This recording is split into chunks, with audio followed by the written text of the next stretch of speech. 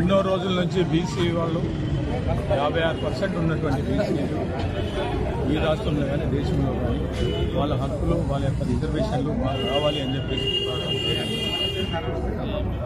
ఇవాళ తెలంగాణ వచ్చిన తర్వాత బీసీల కులగణన ఖచ్చితంగా తీసుకోవాలని చెప్పేసి కేసీఆర్ గారు ఆ రోజు చేయడం జరిగింది.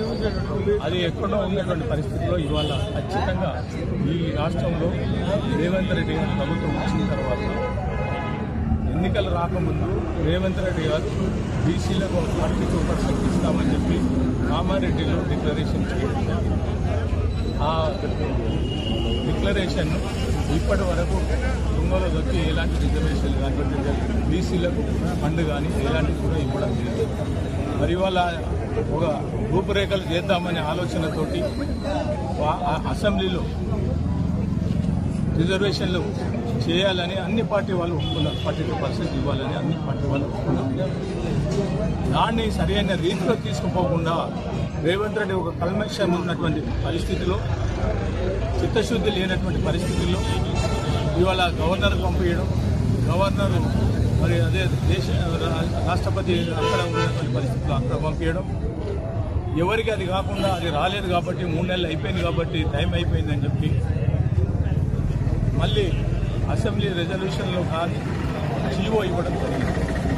ఆ జీవోను నడుస్తుందా అని అంటే ఆ జీవో నడవడానికి వాడికి కూడా తెలుసు, మేధావులకు తెలుసు, అందరు అడ్వకేట్లకు తెలుసు. ఆ యొక్క జీవో గవర్నమెంట్ ఇచ్చినటువంటి జీవోను రిజర్వేషన్లకు అనుగుణంగా ఉండదు అని చెప్పి తెలుసు. ఆనాడు చెప్పినటువంటి పరిస్థితుల్లో ప్రొసీజర్ ఇది కాదని చెప్పేసి మా పార్టీ వాళ్ళు అసెంబ్లీలో మాట్లాడడం జరిగింది, చెప్పడం జరిగింది. ఇది చిత్తశుద్ధితోటి చేయాల్సినటువంటి పరిస్థితి, సరైన రీతిలో సరైన దాని మీద పెట్టి ఖచ్చితంగా చేయాలి. కానీ పార్లమెంటు ఒప్పుకున్నప్పుడు ఈ యొక్క రిజర్వేషన్ సరైన రీతిలో సక్సెస్ కాదు అని చెప్పి చెప్పడం జరిగింది.